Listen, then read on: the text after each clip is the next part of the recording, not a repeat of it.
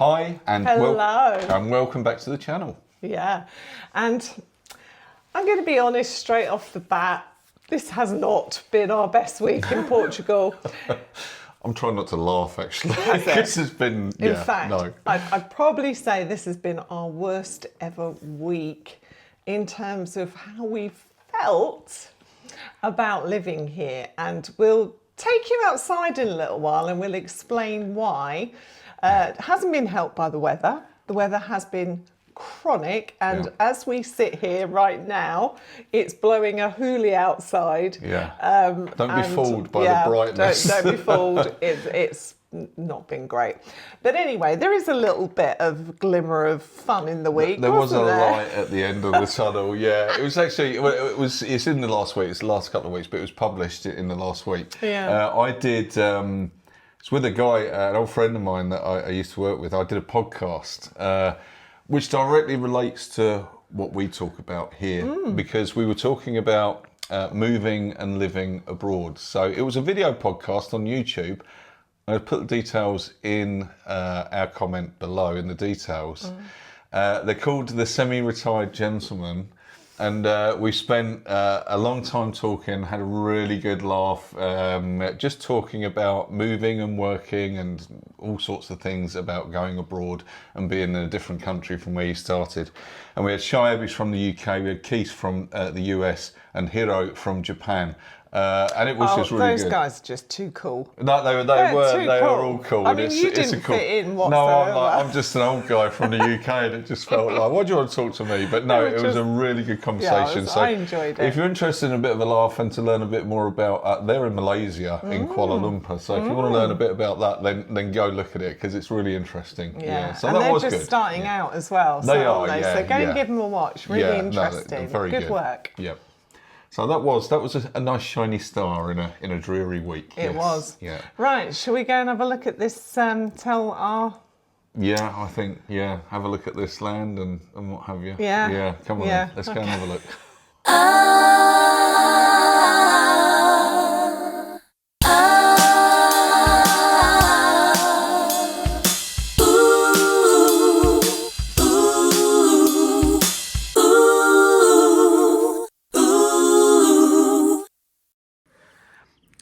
Let's talk a little bit about why our week's been a bit bleh, and it's not been the best week for us.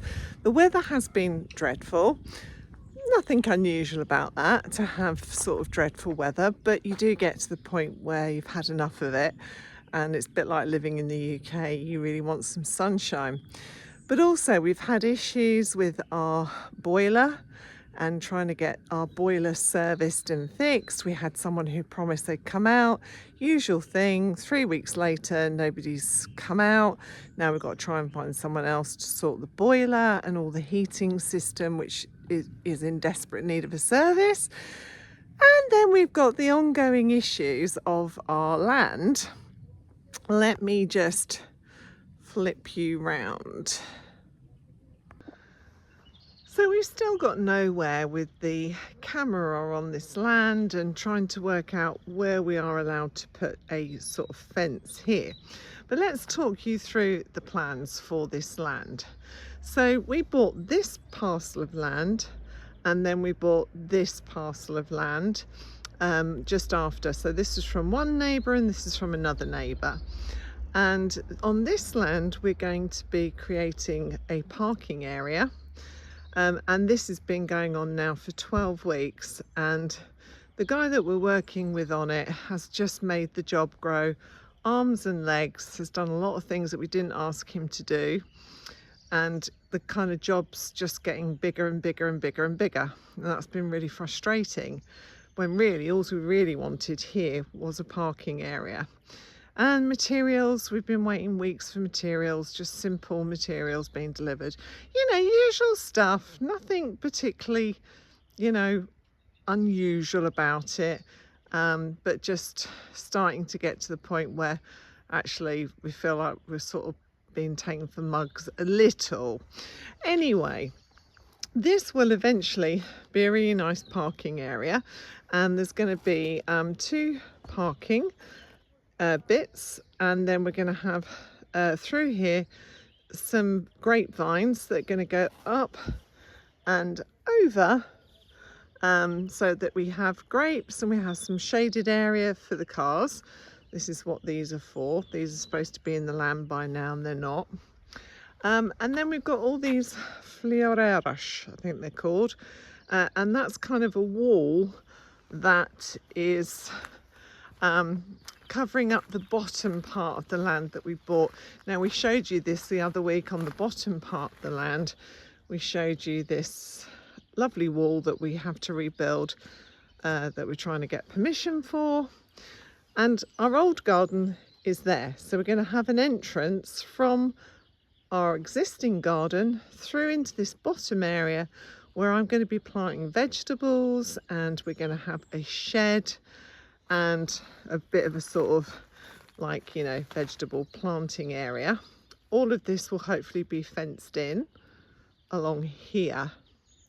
So that'll be our bottom garden, our vegetable garden. This is our parking area.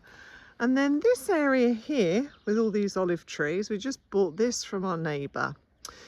Anyway, the guy that we were working with said to us last week, you just need a little bit more soil to finish off these floreiras and fill in these holes and stuff. And so we thought we were getting a little bit of soil. And he said, it's not a problem, I'll get it from the neighbours over here, because there's someone coming to dig up some of their land, and we'll get you some soil for free. And we thought, well, that's brilliant. Anyway, what happened on Saturday, this free soil kept coming and coming and coming, and we were expecting some soil about that size, and what we ended up with is the mountain of Mohammed here, which you can see, boulders, tree roots, you name it, not really what I'd call soil, and it just kept coming and coming. So basically what the guy was doing was he just kept dumping stuff on our land, because that's what he'd been told to do. So we ran over there and got him to stop, but now we are left with another problem, because we didn't want all this land, and I'm not really sure you can see the depth of this land, this soil, but it is quite extensive. And so we've had a little bit of falling out with the guy who has done this for us, and it's now left us with another problem, which is we've now got to solve removing all this land, because we don't want it. And we don't want it spread down here. So anyway, that's kind of why it's been a real grind of a week, where the weather's really awful and it's just one thing after another, and where in Portugal, where things should be simple, but everything becomes 10 times harder than it needs to be. So this will all look beautiful when it's finished. This area here, just to let you know, this is all going to be a wild clover meadow, maybe with a polytunnel in the middle, but just a really pretty wild area, wild flowers, where we can let the dogs run around and stretch their legs and stuff. So it will all be lovely when it's finished, but we've still got to get answers of where can we put a wall along the road, because obviously we need to wall and fence all this in so that our dogs can't get out. And that, my friends, is proving to be quite the challenge. So look, these are first world problems, but this is why it's probably been our most frustrating week since we've been here. Anyway, let's get back to an even more exciting story of our immigration. Anyway, this week we're going to share our immigration story. And the reason we're sharing it is because Gary and I were probably a little cocky and a little blasé about the whole immigration thing, because of the fact that I had an Irish passport. And there's a bit of a moral to our story. So we're going to talk you through how that went this week. Yes, which is very interesting. And at the end of that, do stay tuned, because we're going to give our top tips for you, for your immigration journey so that you can maybe avoid some of the pitfalls that we had and some of the experiences. Hopefully your immigration story will be a nice story. Exactly. So we'll do that right at the end. So do stay tuned for that. Yes. Okay, so let's start the story. So long before we actually planned to move, we knew that with Brexit looming and things like that, Shelley has Irish heritage, but she was on a UK passport, but she applied to get her Irish passport, which was very Irish. Very Irish, yes. And it's a slam dunk for Shelley because both of her parents were Irish. So that was an essential thing to do at the time, I think. And we knew that with Brexit looming, that was pretty much going to be invaluable to us in the move to Portugal. So, although you did try to get your Irish passport because your great-grandparents were Irish. Yes. And so you looked into it, didn't you? Because you saw an agency that said, you can get... Wasn't it? You can get your Irish passport. It was the flavour of the month. Everyone wanted to do it because the UK passport was going to be worthless. And it was my nan. It was my great-grandparents, but my nan, they decided to move to Bolton to give birth to my nan. Now, if they'd have just given birth to Bolton. Of all places. Exactly. But if they'd have just given birth in Ireland, then I would have got my passport easily. But I couldn't. And what were they charging? They wanted from me, I mean, we went through a long chat and they looked at my situation and said, we think you again, that's important, we think. But they wanted to charge, I can't remember exactly, but I think it was about £4,500 for the whole process. Yeah. Pounds, that is, £4,500. And that £4,500, that would mean the process would take about 2 years as well. And then at the end, 2 years? 2 years. And I had to jump through a lot of hoops to make it happen. And then at the end of that, they couldn't guarantee that you would get an Irish passport. So you could go through all this, you could pay all that money, and then at the end of it, they might go, just nuts. Sorry, and you would have no legal recourse because they'd be like, well, sorry, we tried, and that's the way it goes. Yeah. So great-grandparents are tricky, aren't they, in this situation? I think if you're looking at that route, then it's definitely make sure you've got it nailed down what your heritage is, etc. Because for me, that didn't work. Yeah, so instead you decided to marry me, didn't you, for my Irish passport, didn't you? I think, well, why not? No, we were supposed to get... I couldn't think of any other reason, so... Outrageous, of course I could. That is absolutely outrageous. We've actually been engaged. We had been engaged for a hell of a long time. Yeah, it was.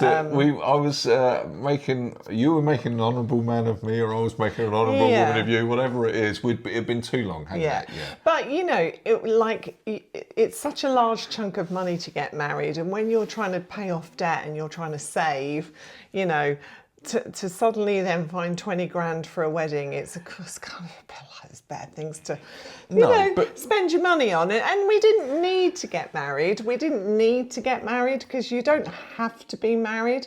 But we had always planned to get married, and it just makes life easier, doesn't it? So in 2023, we had a small wedding, which was very lovely. It was lovely. It was indeed, yes. It was absolutely wonderful.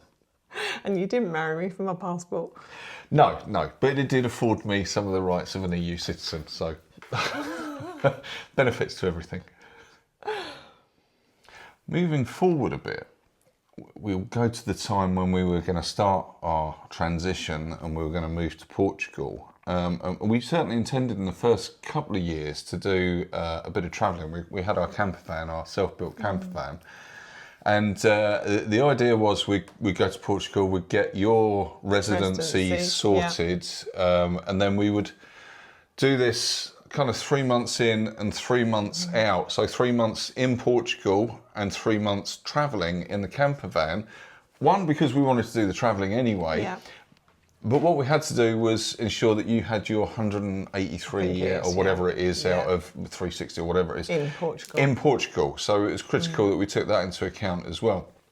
That was the original plan for 2 years, for the first 2 years.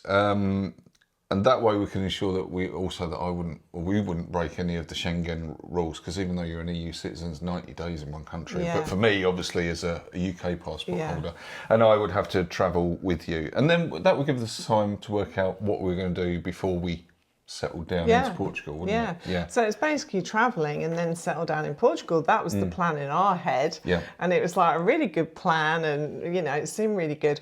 But obviously you've got to think it was just coming up to, well, it was post-Brexit. And the amount of confusing information that you could not get a straight answer to. This is our plan. We want to travel 3 months here, then go here for 3 months, and is that allowed, and what do we need, and all the rest of it. And could you get a straight answer anywhere on the internet? Google, no, you could not. And my God, don't even think about like asking on Facebook.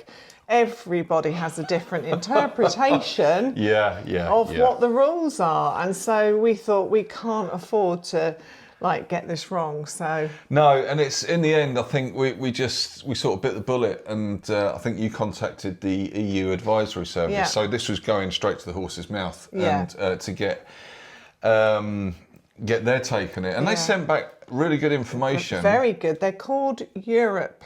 Yeah. But there was a point here, though. Your rights or something in Europe. They did point out that whilst these are the rules, even border guards could be confused about how they should be applied. Yeah. And so that was scary, wasn't it? Yeah, it was scary, yeah. And so let's share those rules, because I still see that question actually coming up quite a lot on Irish passports and Irish passport holders and their spouses. So under EU law, a non-EU passport holder, Gary, can travel with an EU passport holder, Shelley, and we can travel for up to 90 days before having to apply for a visa in any country that you're in. So as we were travelling in a camper van, as long as we were together and we could prove we were married, then we wouldn't have any issues. But if we weren't travelling together, then Gary would have had to have abided by that normal 90 days in, 90 days out under Schengen. Schengen? I can never say that word. Under Schengen rules. Yeah, absolutely, yeah. Well, that plan didn't quite work out the way we thought it would. Did it? It didn't, no. So firstly, on the van life side of it, you know, I don't know if any of you have ever watched any van life travel, like YouTubers, but we did. And we had this vision at one point that we were going to go and live in a van for several years, didn't we? Yeah. Now, let me tell you the reality of living in a van, because it was our first trip. We went to Italy. The weather... the weather wasn't too bad. We can't say the weather was awful. And we were very conscious with our dogs as well, because, you know, the very hot weather's a bit of a problem when you're travelling with dogs. And travelling with 2 dogs in a van, in a small space for the first time, I kind of got a little bit of cabin fever very sort of quickly. And van life, elongated van life didn't feel like it was right for us. We kind of missed home, we missed space. I think probably we didn't, I mean, everyone's going to sort of say, oh my God now, but we didn't really like Italy that much. It wasn't our best trip, and the time of year that we went, because we're trying to avoid very hot weather with the dogs, probably wasn't the best time of year to go. And we went to the Amalfi Coast, and we'd probably say to people, kind of never go to the Amalfi Coast. But go and stay in a hotel. Don't do it in a van. Don't do it in a van. But we went to some amazing places. We went to Rome and Venice, and we had a fantastic time. But we definitely learnt some things about van life. Yeah, I think as well, it was the returning home at the end of van life. There was something we were scared of as well, is what you're going to come... When you've got a house and you've not really doing any maintenance or gardening or anything like that, is... You know, if you're away for extended periods, what's it going to look like when you get home? Unless you've got someone in here for you. But anyway, we are actually doing a van tour very soon, and we would like to share the reality of that with you. So watch this space. That's coming up soon. It's definitely not all as glamorous as it's made out to be, but it is very, very good fun. But at the same time as kind of doing this van tour, we were also starting to get a little bit anxious, because what we thought was going to be a very straightforward process on residency we were starting to see a lot of headlines, you know, news groups, different places posting that family reunification visas, which is what we were going to be applying for Gary, were increasingly difficult to get. And so we started to get an anxiety, and we had already been sending a lot of emails to AIMA to try and get an appointment. And we'd phoned quite a lot of times. Yeah. Always just got the phone cut off and stuff like that. So we were starting to think, shit, this is a bit of a problem. So there was an anxiety around that, and there was an anxiety around the length of time, because obviously in terms of Gary, you know, we wanted to have a sort of continuous care plan for his cancer treatment and cancer care. And that was interesting in itself, wasn't it? Because Yeah. my cancer care, I mean, even though technically I've got the all clear, you have to go for the checkups, I have to be monitored on a regular basis. And so that, I can't just flick a switch and it's in Portugal, and you've got to be a resident to do that anyway, really. You've got to be a resident. So I was having to go back to the UK for that treatment. Now, the difficulty of that was with me potentially being an overstayer, etc., etc. That means I had to travel every time with my wife, when it would be so much easier if it was just a quick flight, go do your stuff and then come back again. So suddenly we're starting to panic, because this lovely, neat little plan that we had didn't feel like it was going to run quite as smoothly as we hoped. No. Yeah, so that actual scenario that we were quite fearful about in terms of Gary and travel did actually happen later on, and we'll go into that in a little while. But let's talk about getting my residency first, because if you are an EU passport holder or an Irish passport holder, same thing as an EU, then I'll just talk you through the process, because it is and it was very simple, which was fantastic. So the first thing I had to do was go to the local junta, and I had to get a certificate of residence. So they basically confirm that I live at this address, and they write a little certificate out. And then I had to take that down to the camera, and I went to the local citizen shop. The name, I'll put the Portuguese name on the screen now. And very helpful, very nice lady. They basically take you through information, and they give you your CRU, which is your certificate of residence. They give you that there and then. So you walk away with your residency at that point, which was great. Got that, tick.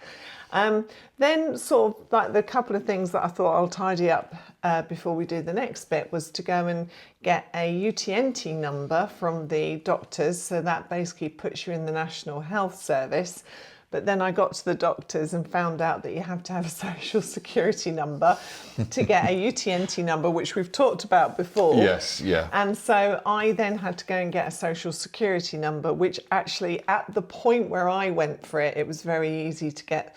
Well, I say easy, it was quite easy to go and get the social security number, and I went to the local social security office and I picked up my number, and then I went back to the doctors and was able to get a UTNT number.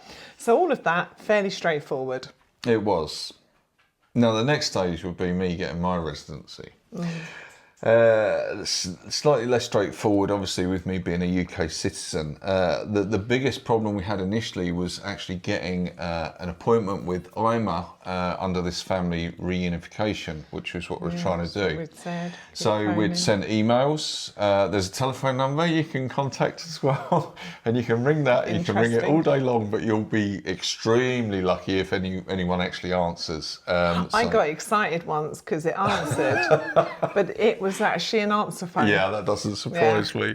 That meant essentially, it's not quite true, but I was sort of stuck in Portugal, really. Yeah, well, you were. I certainly couldn't go anywhere without Shelley, because at this point I am an overstayer, and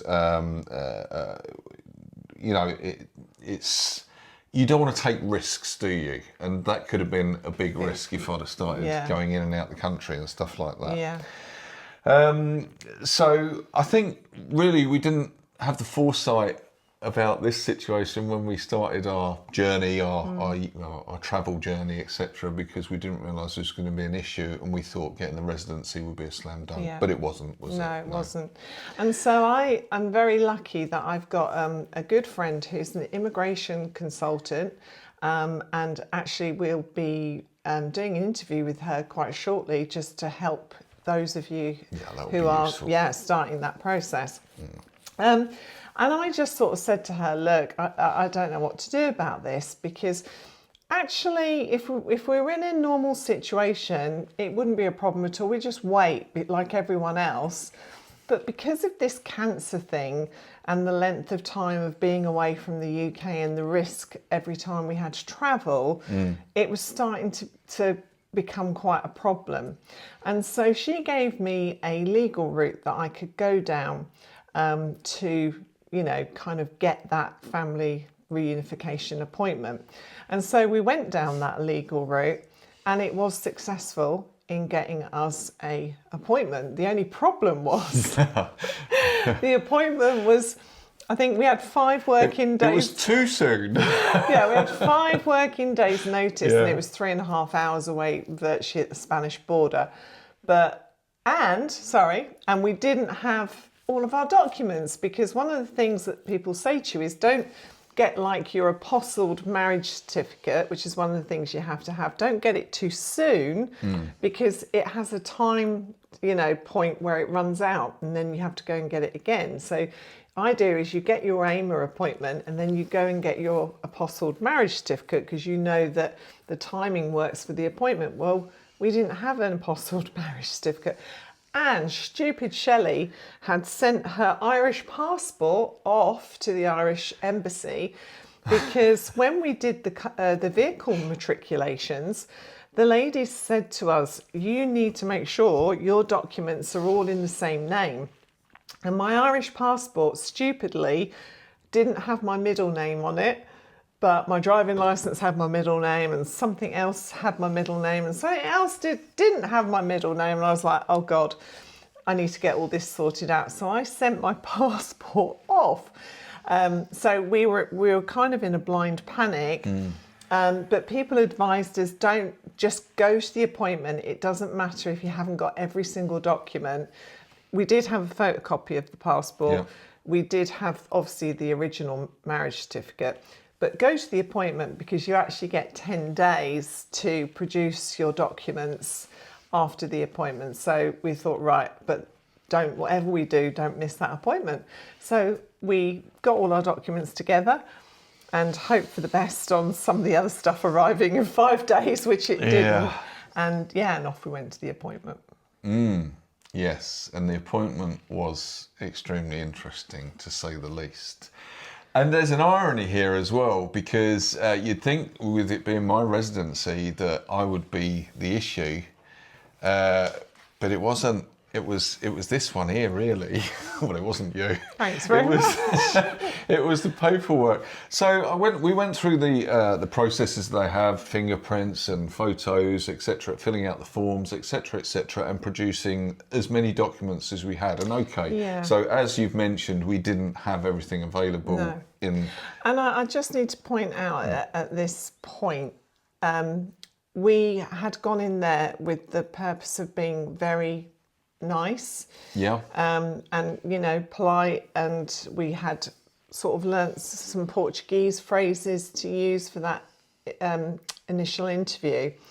And the lady was quite frosty when we got there, and she spoke completely in Portuguese and started shouting different documents that she was going so quickly that I actually allowed myself to get quite flustered.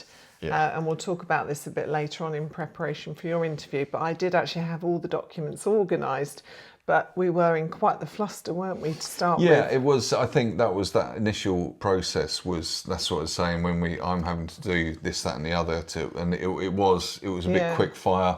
So it was. But we did make her laugh, and she did she started to warm to us at the end.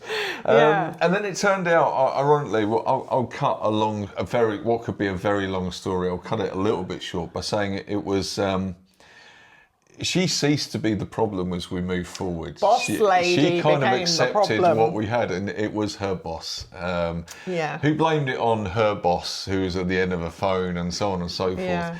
And this was where the irony was, because what they were basically saying was that we produced the marriage certificate, even though it wasn't apostilled, that was on order. But even she wasn't bothered about that. No, she wasn't that bothered about that. But we produced the marriage certificate. Yeah. But on a UK marriage certificate, it says what your maiden name was for Shelley, but it doesn't say that she changed her name to my surname. So that meant that they didn't believe that the person that was on her passport was the same as the person that was on this marriage document, because there were two different names. Yeah. Well, of course they are. She changed the name anyway. So long story short, we kind of to and fro. I won't say argued the toss, but we were getting quite frustrated. Yeah, we were but going round and round and round and round. And we were saying, this is not on the AIMA website. Yeah. This is not documented anywhere. How on earth do you want us to prove to you that Shelley Warmby and Shelley Peppard are the same person? And why are you asking for that? Because if you get a passport, you have to prove who you were before, and therefore you can't get a passport in a married name unless you've already proved who you were in your maiden name. Anyway, it was going round and round and round, and then they got fed up with us, and they just gave us a document, which is your AIMA interview, that said you need to bring all these things. And so we were then saying, but what is this proof that you're asking for? What is it you want me to bring to prove Shelley Peppard and Shelley Warmby are the same person? Just tell me what it is and I'll go and get it. Well, she couldn't tell us, could she? No, she couldn't tell us. She said, go to the embassy. And we kept saying that the passport was the proof that you are who you are, because the picture is clearly you in the passport, and that is the name on it. But anyway, she wouldn't accept that. But she could not tell us what documents she required for the proof. So it was a bit like, you need to prove it. It's not my problem. You need to prove it. It's up to you. Go to your embassy. And I'm like, so I just go to the embassy and say, could you write me a letter, please, to say that Shelley Warmby and Shelley Peppard are the same person? Yeah. I mean, you can't even get an embassy appointment anymore. No. Everything's done online. All. So I was a bit like this. So we were just walked out of there, and we were left in what I would call a very, it was just not what we expected. We thought it was all going to be great, swimming, come out with residency, thanks very much. And actually we came out with a massive problem because we were being asked for something that no one's ever been asked for before, with no understanding of how we were going to tackle it. This is Lana, by the way, who's joining like in. She's missing out. Anyway, biscuit. so this impossible problem, we came up with the idea. Well, look, our lawyer, I've known him from literally when we first came to Portugal and bought the house. He did all the paperwork for us. So we thought, well, that's okay. We'll get him, because he knew me as my old maiden name, and he also knew me in my new married name, because we'd done other things with him since we bought the house. So that was the plan we came up with. We spoke to him, said, can you write us a letter testifying that you know me in both names? And he was like, yep, that's no problem, because that's the truth. So we had this letter and we thought, great. Then that thing we spoke about earlier about having to go back to the UK for medical treatment happened. And the slight problem was that you were now over 3 months, weren't you? I was an overstayer at this point. So it was a little bit of a worry with all this AIMA stuff going on and not really getting anywhere, and we thought this could be an issue. So we thought the only way that we could be 100% safe with it would be, okay, I need to have Shelley with me for one, so that I'm travelling with an EU passport holder, and any documentation that we got from AIMA, which wasn't really much, but it was one bit of paper saying that you need to get more information. And we took that. So that's what we decided, and we said, you'd fly with me, and then you would fly back from the UK to Porto the same day. Yeah. So you could come back and be with the dogs, and then I could go on and get my medical appointments. Now, I just need to point out here that basically we would never have been worried about this before. It was only because of that bad experience in that office that through the unexpected to us that suddenly we thought, we can't chance stuff. No. We need to belt and brace it. Absolutely. Which is why we went to the ridiculous measure of me flying out and back in a day. Flying back in a day, which you weren't keen on, were you? But, no, I hate flying. I'll tell you a little story. So we got today, the dogs were booked in kennels for like one night, wasn't it? Yeah. And we go off to the airport, Porto Airport, and we've booked with Ryanair. I'm not saying any more than that. We've booked with Ryanair. And then all of a sudden, I think it wasn't long before we found out there was a delay to the flight. Anyway, this delay kept getting pushed back and back and another and back. delay. Bearing in mind, delay. Shelley's flying in and flying back in, and it got to the point we had now gone airside as well. So we'd gone through and we'd done the important bit, which was to go through Portuguese immigration, and we got through showing the bits of paper, and that was all okay. Not marked as an overstayer at that point, so that was good. And then we realised that because the flight had been delayed by so long, that it would be amazing if you would make the flight back to Porto again later in the day. Because we'd planned to go for a lunch and everything, hadn't we? And we were going to have a nice lunch. Of it. Quick pop to Tesco's, get some stuff, take back. But the delay was that long. It was about 3 hours, wasn't it, in the end? Yeah, 3.5 actually, I think it was. I can't remember. It was a long time. So anyway, we're airside, and we're now in a blind panic about Shelley's going to be stuck in the UK, and our dogs are going to be in kennels, and they'll be going, she's supposed to be picking them up. Yeah. And so interestingly, luckily, I had a chat with you worked your charm. I worked my charm with a flight crew from another Ryanair flight who were walking through, and they turned around. They said, "Oh, it's not a problem. They just need an escort to go through." And so I'm like, Shelley, get over it. Got out. So even though you had a seat on the plane, and we had to let them know that she wasn't flying, because otherwise that causes problems, Shelley then got out of the airport, got away from airside, went through immigration. That was the best feeling. And I could then fly on my own because I was already in international airspace or whatever it is once you've gone through. Yeah. So it was an interesting day, to say the least, but it actually worked out fine in the end. It did, thank God. I hate flying. The thought of doing that flight, especially after a big delay, I was just like, oh God, no. So anyway, that side all worked out.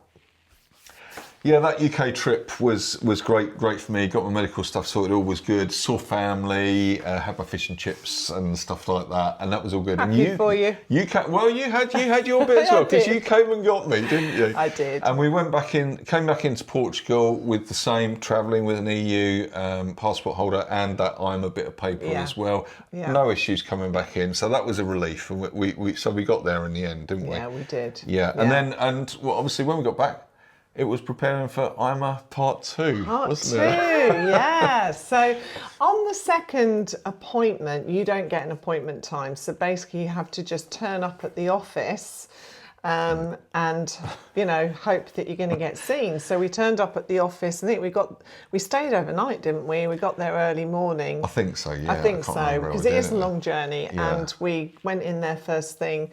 And you're kind of not really sure what the queuing system is. And I know it's probably much worse in other IMA offices from what I understand compared to the one that we went to, because there wasn't actually that many people there. No. But it is a little confusing. You don't really know if you're being seen or when you're being seen. So the security guard just takes your bit of paper, goes in, and then you wait. Sorry, it was the end of the day. I beg your pudding.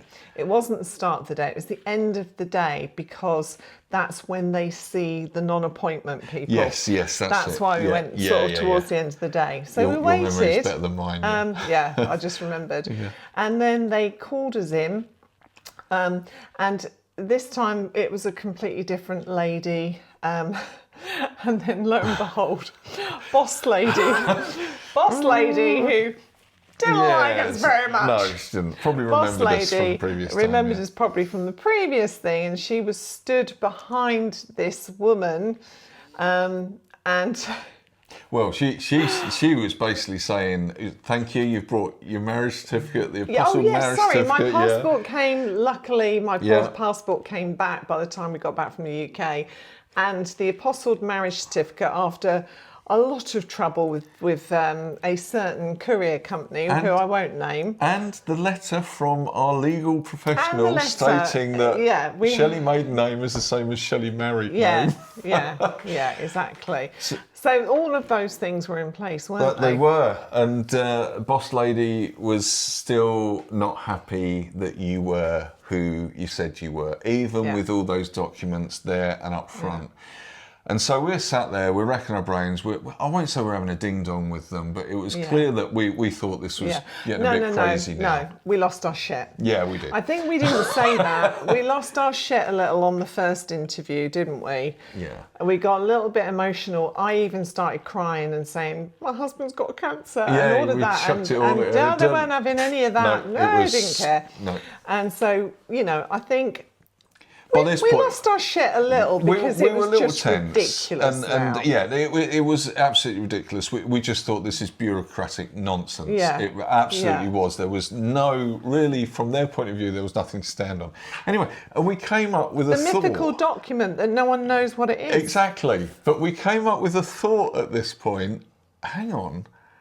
What about if we've got a record of your passport in your maiden name? Yeah. And because this sort of thing you do when you travel a lot, you keep those copies of documents, these things. So we started looking through the phones and looking for emails that were sent here and everywhere. And lo and behold, we found it on yours. Yeah, I found it on mine. A copy of Shelley's passport, Irish passport, in her maiden name. And so we got that, we sent it through to them, and she was blowing up the picture, making sure it was you, and all sorts of... And then she ruined the actual she thing ruined on the the phone, document, but didn't it didn't matter. She'd seen it, and so we thought, oh, well, this is going to be it now. Yeah, happy days. Anyway, didn't ask for anything else at this point, but then she turns around and says, right, that's it. Off you go. Well, she didn't. Boss lady didn't. The lady that was dealing with us. But she was saying, that's it. Off you go. Thanks, and we're like, oh, okay. Packing up for the day because it's the end of the day. Well, what happens now? And she just said, you'll find out in 3 months. Within 3 months, you'll find out. And we said, what? Find out whether we got it? And she just went, yeah. And that was it. No more information, nothing. No. Off you go. So we walked away again. This is a 6-7 hour round trip. Yeah. We walked away again, not having a clue whether I was closer or further away to my residency. Yeah. No idea. Literally, I was tearful. I can't. I mean, you can probably feel it a little bit from what we're saying, but it was just the frustration of it all. It was intense. Is that you don't mind bending over backwards to get anything sorted. We would literally fly to the moon if it meant we got things sorted. But if no one can actually tell you what the problem is and what the document is that they want, but they want you to prove something, it is the most frustrating thing. And so we kind of felt like it was almost, I hate to say this, but actually quite spiteful. Yeah, it did. It felt like we were being victimised because we kicked off a little bit. And maybe because we'd taken legal action as well to get the first appointment, we thought maybe that had gone against us. But I don't know, we came out totally deflated, didn't we? Very deflated, yeah.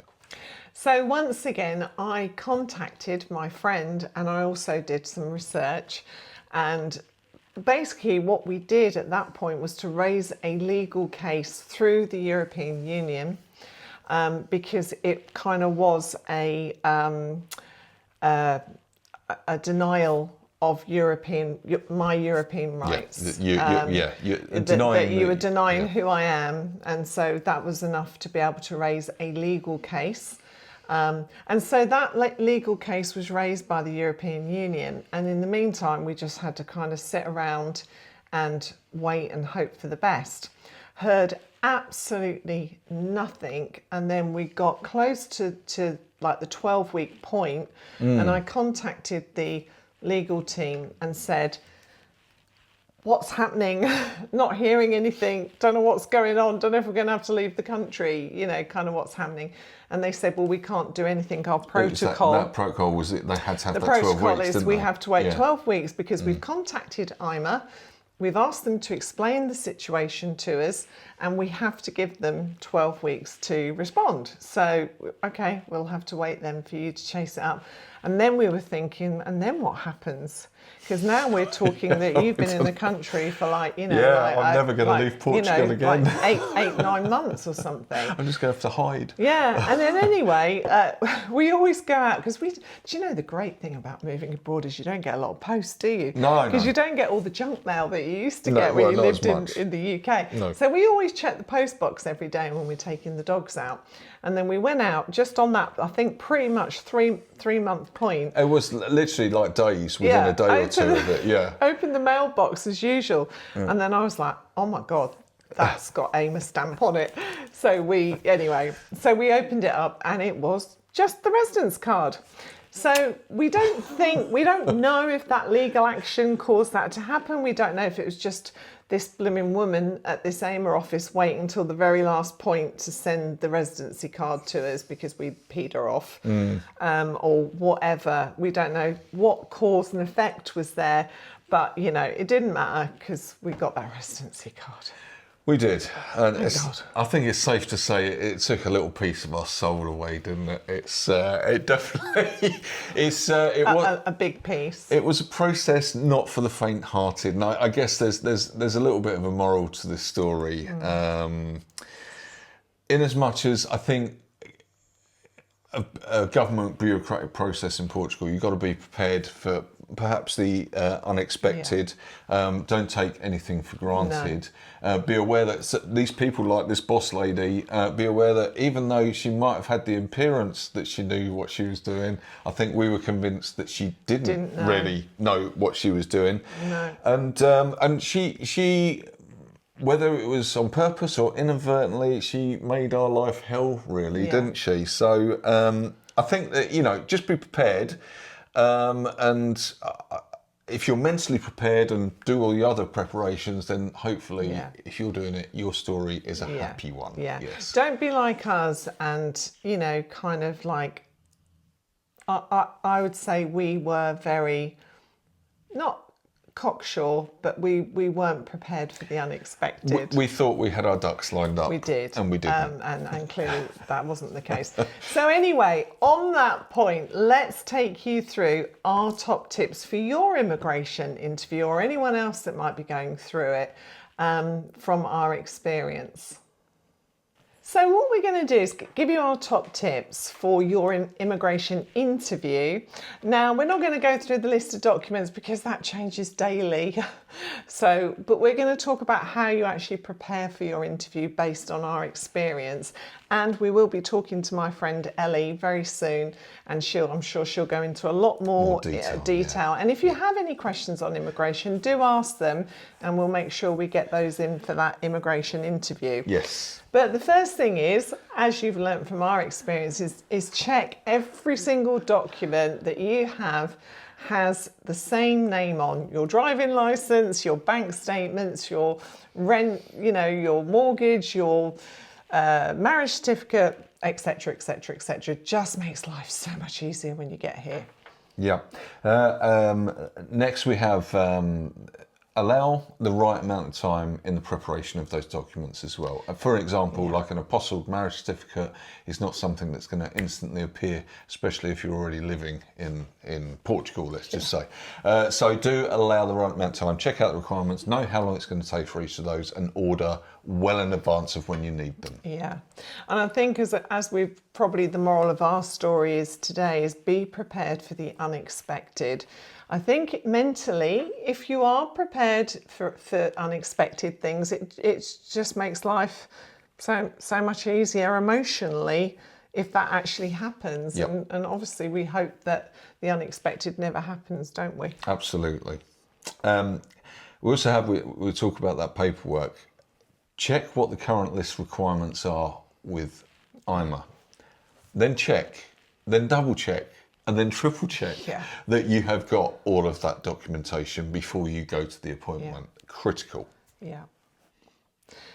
Learn some Portuguese. Once you're in Portugal, most IMA people that are working in the offices don't speak English. So it really does help if you understand some of the things that they might ask you in Portuguese, then at least you've got a good chance of kind of understanding it and being able to respond rather than kind of go, "Ke," sort of answer. Yeah. Also, try not to get flustered. Great advice coming from us after our story.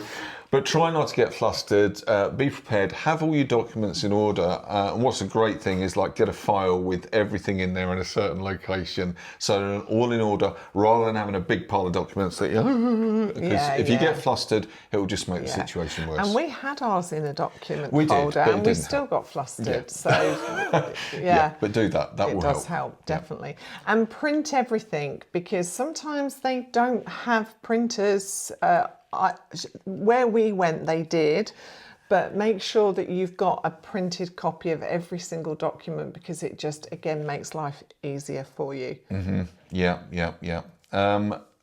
You need to have on your income and savings, there's a basic requirement that you need to have, and you need to ensure that you have that lined up as well. Again, check on what those current requirements are, but that's important to make sure you can prove not that. just have it, have more than that. Yeah. So if it's the minimum income, make sure you've got more than the minimum income. Ellie will definitely say this to you, and make sure you've got more than the minimum requirement on savings. Always have more than the minimums. Yeah. And finally, don't lose your shit under any circumstance. I'm not, we weren't rude. No, we weren't. But we were quite frustrated and it was hard not to start getting really annoyed.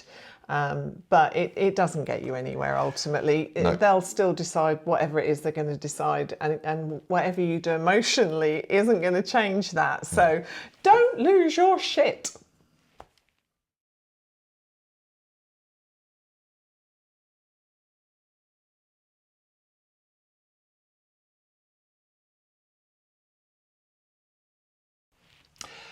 Well, that wraps up this week. Thank you very much for watching. Any last words, Shelley? Not really, my love. Just it's good night from me. Oh, and it's good night from him. And don't you think he looks like Ricky Gervais this week? Don't even go there. Ta-ra for now. See Bye. you soon. And 3, 2. Hello, Ricky Gervais. 1. And 3, and 1, and 1, 2, 3, 4. Hey, ho, ho, ho, ha. 3, 2, 1.